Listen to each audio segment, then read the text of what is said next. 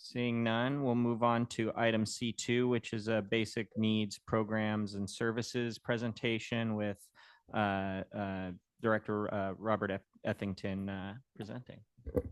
President Shaban, members of the board, college community, Dr. Garcia.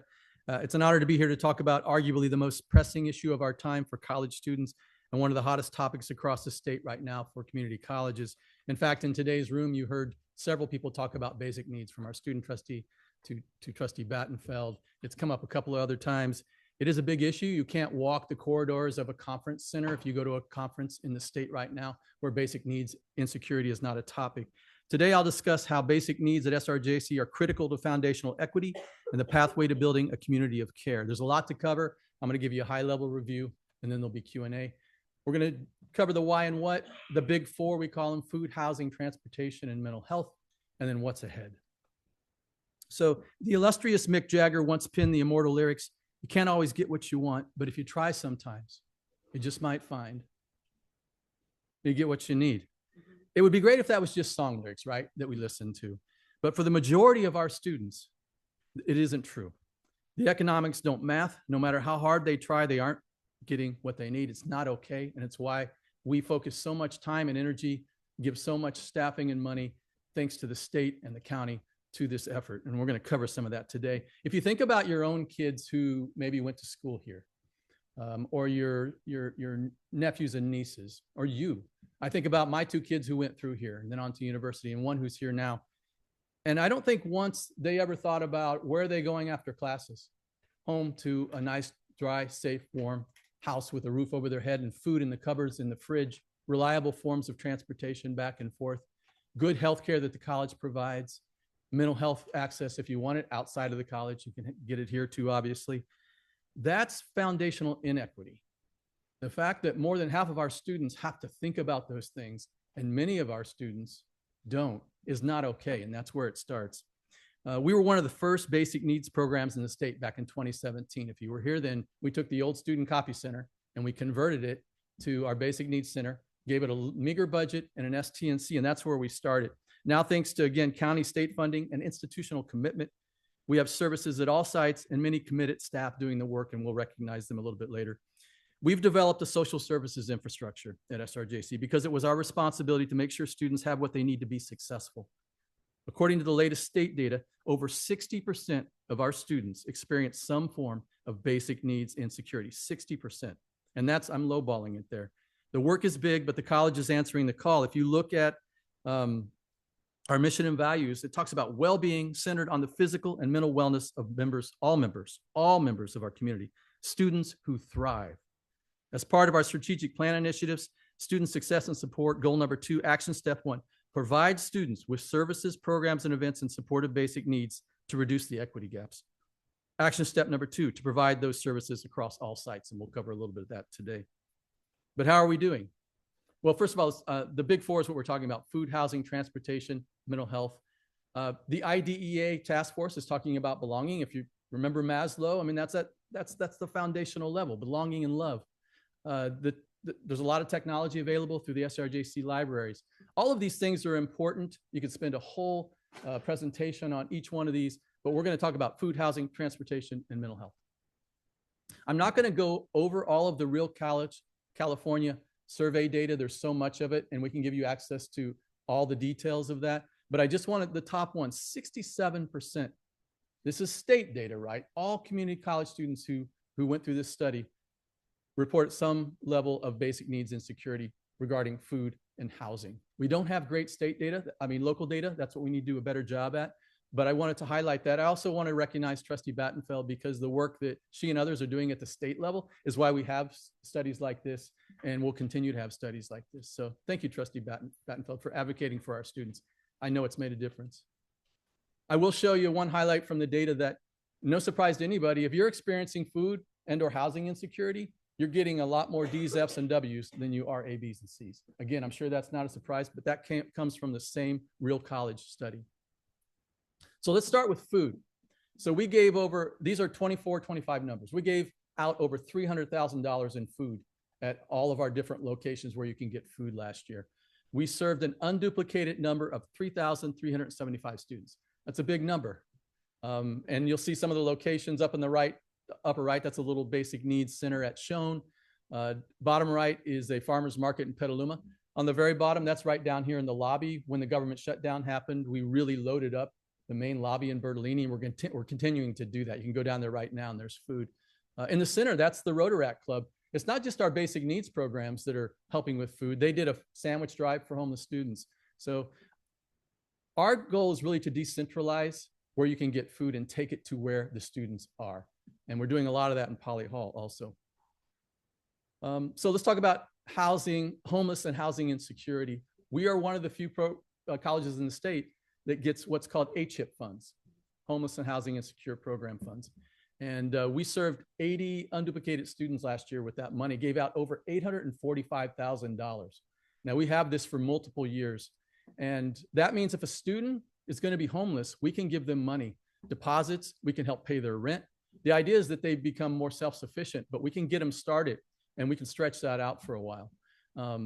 And I also wanted to talk about the top data there, that we had 814 basic needs cases this year. That's double what we had last year. And we had 778 students who had a basic needs that came through our report, basic needs report through our online system. Without our two social workers here, Carrie Katana and Carmen Quiros on the left, we wouldn't be able to do that. The fact that we got social workers when we did, the timing was right as we started to build our social services infrastructure after we were talking about Poly. Thank goodness we have these two. They do a lot of work. I don't know if they're here tonight, but they're tired because it's been a long semester, and to double the reports, two social workers isn't enough, but they do it. Just a Roseland snapshot. This is Yulisa Cruz in one of the closets where they keep the food. Fortunately, if you can see the floor plan here, you can't really see room 116 is our whole resource center in the new Welcome Center at Roseland, where Yulisa will have a much better location to provide basic needs resources and other resources to students.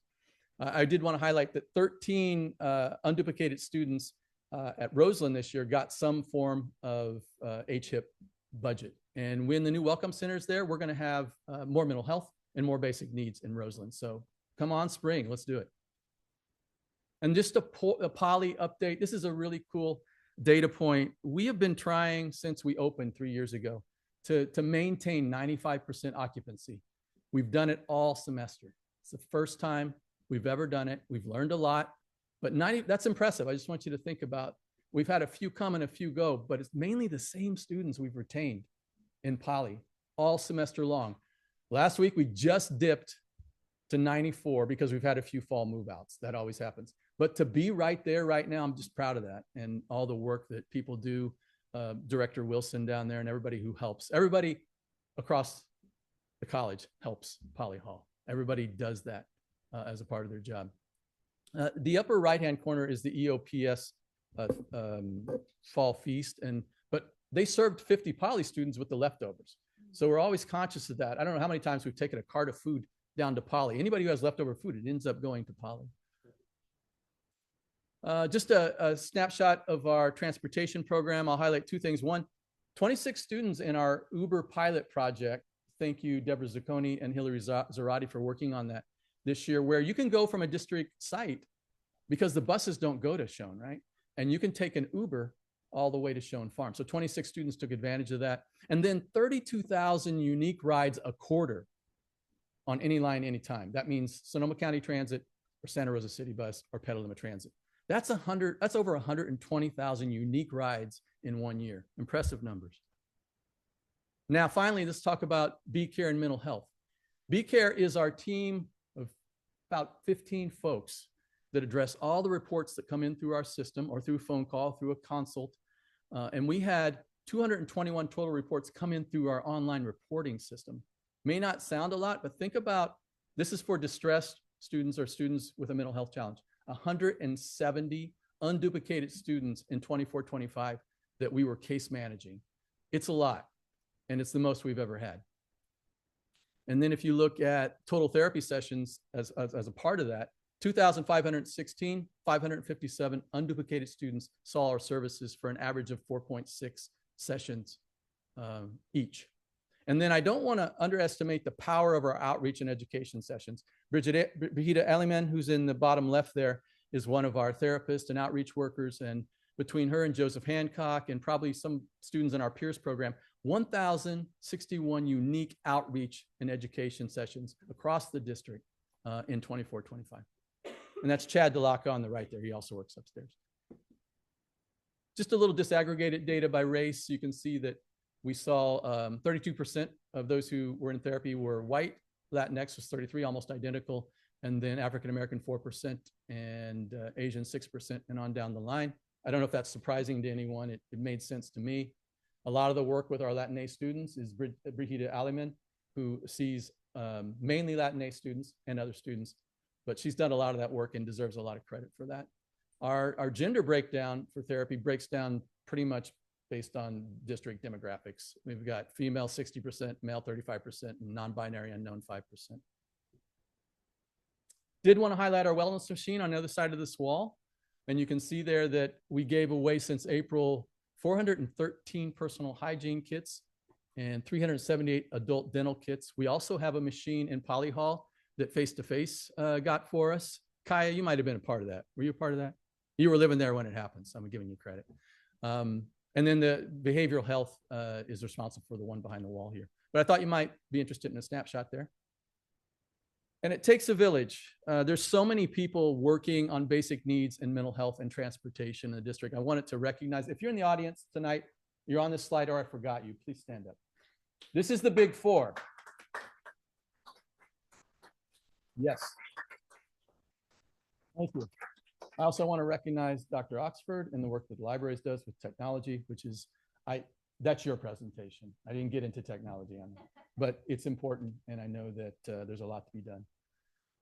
So to finish up, we aren't perfect. There's a lot of work that we still need to do. We're learning a lot now that we're collecting better data, disaggregated data. The four things I want to focus on is that we're trying to become a more trauma-informed community of care. We have a big training tomorrow with Rooted in Love for our frontline staff on how to have a trauma-informed approach when a distressed student comes in.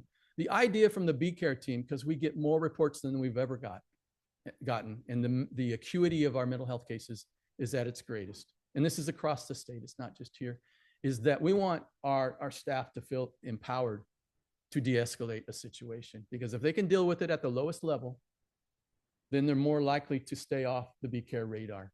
And we really feel like if people have the appropriate training, they can de-escalate a situation and not have to call somebody else to come in and de-escalate. And that's our philosophy, and that's why we were trying to train.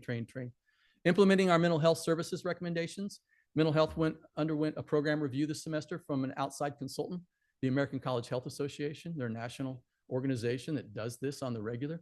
We just got the recommendations back, and Dr. Sinoco and I haven't had a chance to review them, but we will over break. And then I know she'll take them to cabinet and we'll see what we're going to implement.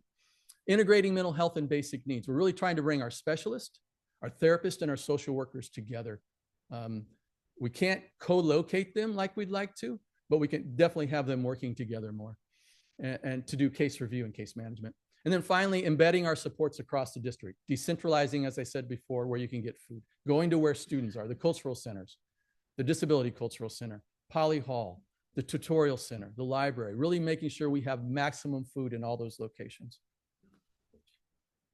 So being a social services institution is not just a moral responsibility. It's critical to student retention and success, as we've showed, and it's core to our mission and values. By providing food, housing, transportation, and mental health resources, we were able to cover a need that many take for granted, and this is foundational equity. Maybe mixed lyrics can ring true. If you try sometimes, if you just reach out and ask for help, and we meet students where they are, you might just find you get what you need to be a successful student. Thank you. Q&A. Thank you. Before we go to board member questions and comments, I do have one public comment card that was submitted here. Edward Gathercole, maybe? Yep, that's it. All right.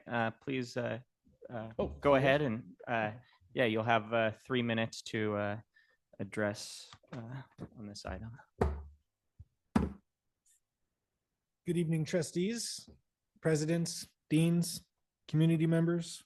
My name is Edward Gathercole. I'm a DRD student with permanent disabilities, not related to my arm, a former foster youth in the Bear Cub Scholar Program, and a student ambassador intern with Avanzando. I plan on finishing the semester with excellent grades, but I could have not done it without campus resources, like basic needs.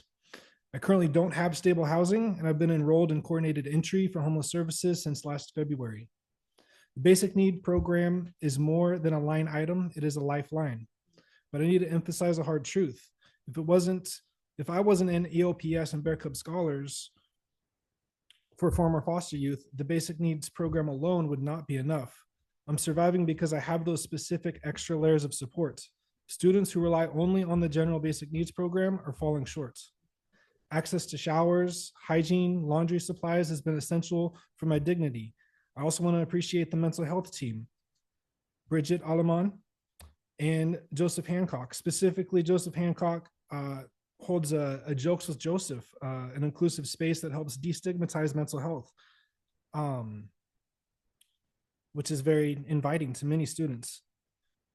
However, there are gaps. First is food. While the pantry and food distribution is helpful, many items require preparation and storage that homeless students don't have. When the food dining cards were active, that $50 allowance allowed me to eat decent, nutritious meals. For unhoused students, prepared food is the only accessible food. Second is housing. I've received Social Security disability since 2012. Paradoxically, this status acts as a barrier. Many housing programs are designed to help people while they apply for benefits. Because I already have benefits, I don't qualify for that support. Yet my fixed income is not enough for housing here.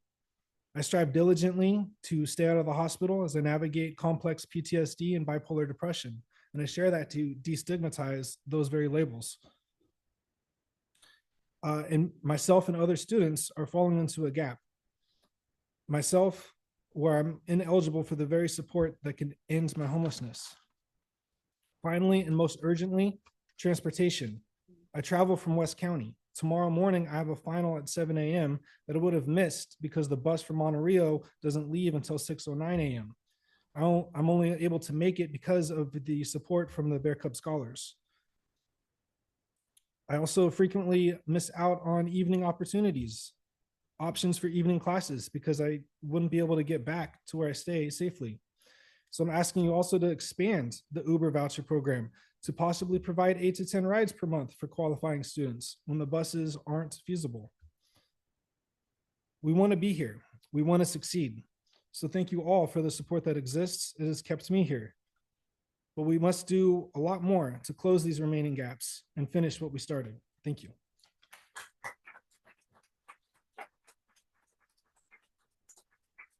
Thank you very much. All right, having no more public comments, I'll bring it back to the board for any questions or conversations. It's not a question. Yep. I just want to comment that this is really awesome and it's really nice to see. And to the person who made the comments, the student, I really appreciate those because, you know, as for many of us who are first gen, we were the outliers, but it was the questions that you bring to the table that allow us to really make more informed or open our resources to those outliers, right? Because sometimes it's a very small number, but it keeps growing. So thank you for that. And to all the staff here, thank you for all of your work that you do, because maybe 10 years ago, this was not something that we could even, you know, your feedback as a student would not even be able to do nothing, right?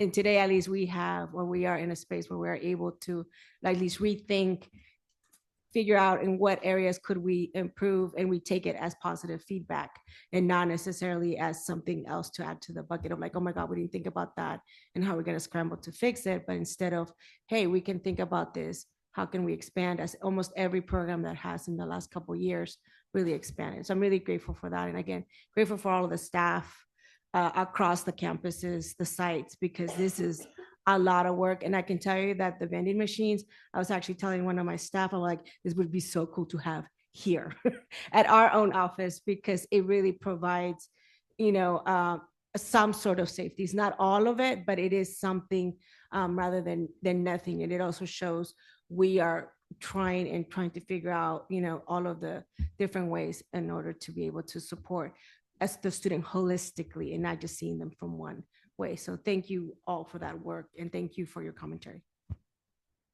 Thank you. Other board members? Trustee Bailey. Absolutely.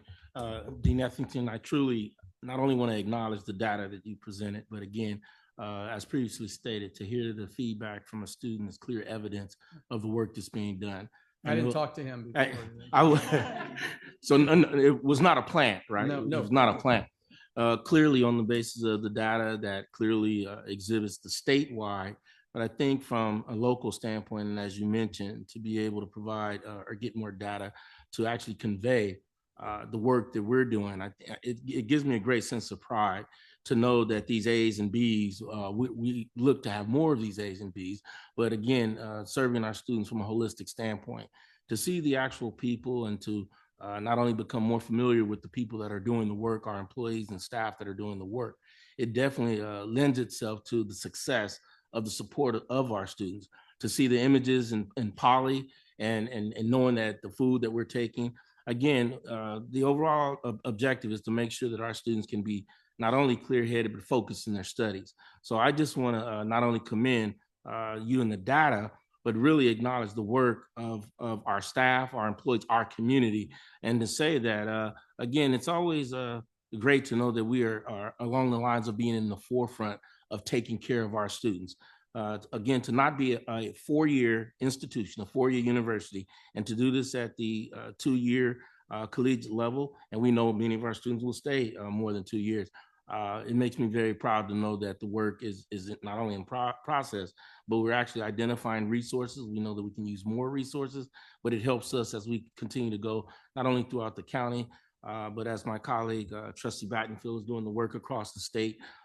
This is just a great sense of pride to know the work that we're doing. So I just want to say thank you. Thank you. Thank you. Trustee Brecker. Just really quickly, I want to echo my colleagues' sentiments. This is such incredible work, and it's such important work. And one thing that's really clear is the need is growing. And one thing I really appreciate about all the work that's happening at the JC is that you all are never satisfied, and you're always finding creative ways to get more resources to students. And I just thank you for that, because I don't think this is going away. There's just growing and growing needs. So really appreciate that. And it's quite evident in the work that you're showing. Thank you. Thank you. Trustee Battenfeld. Yeah, again, thanks to everybody for what you're doing.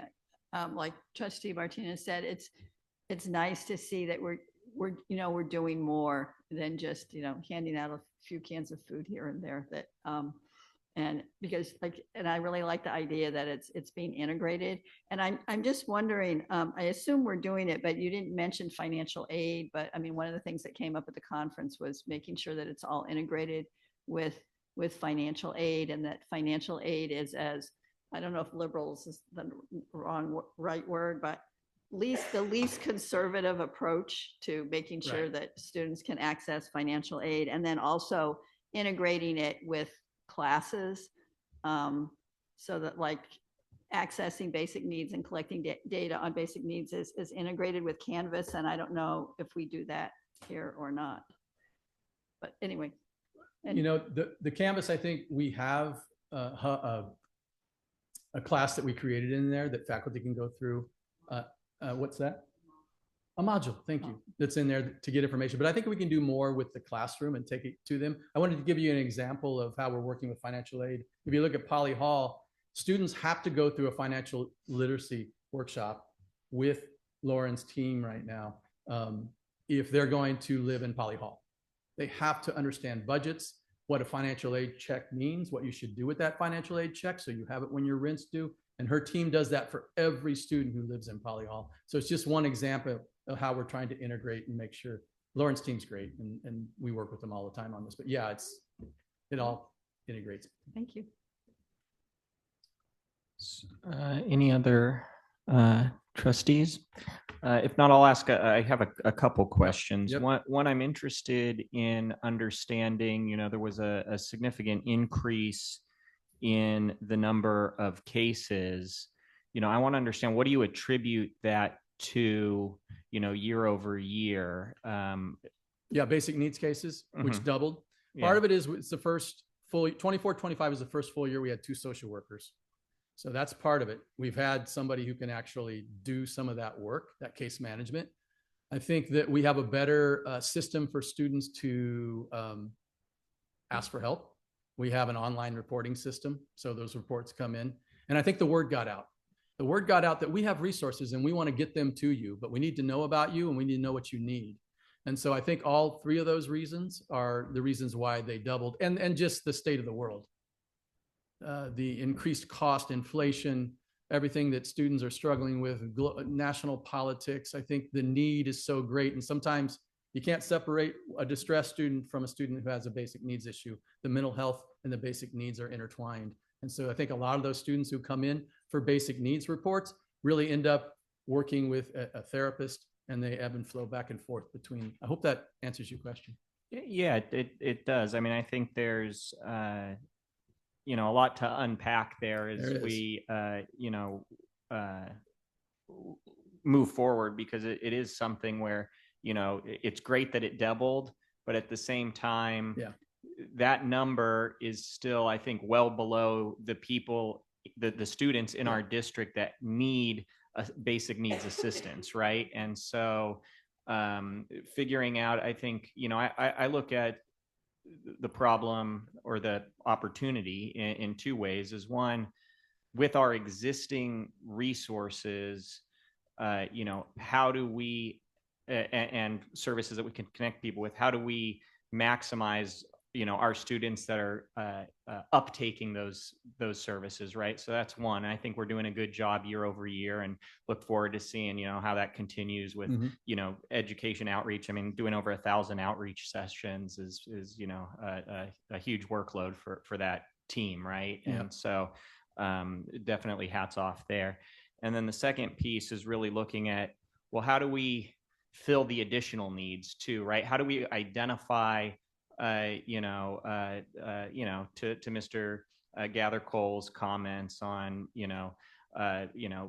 Uber and maybe needing some additional flexibility there, some additional options, or, I think it's an iterative process of learning and then prioritizing, then, putting on our board hat too of how we allocate resources, is prioritizing, how do we fulfill these basic needs, knowing that our resources are not unlimited as well, but really trying to be intentional with partnerships with resource allocation. I think that those are sort of the 2 pieces that are on my mind, is, getting people hooked up with our existing resources, and then, having that self-reflection and prioritization to improve our offerings too. Thank you. I will tell you that everybody on that slide, all those teams will tell you they're at capacity, and they just keep going. And I think that is our challenge. How do we scale this work? If the need is really 50 to 60% of our students who have basic needs and security, then how do we do that, right? And to your Uber question, this is a pilot, so I think we can it's a pilot. hopefully explore different ways to utilize it for our students. Yeah, absolutely. Thank you. I really appreciate the presentation. Very informative, and appreciate your work and your whole team's work. So thank you for being here too. Thank you. Hopefully it's a feel good as we go into the holidays. Yeah, absolutely. All right, next that takes us to the consent agenda. That's items D1 through D10.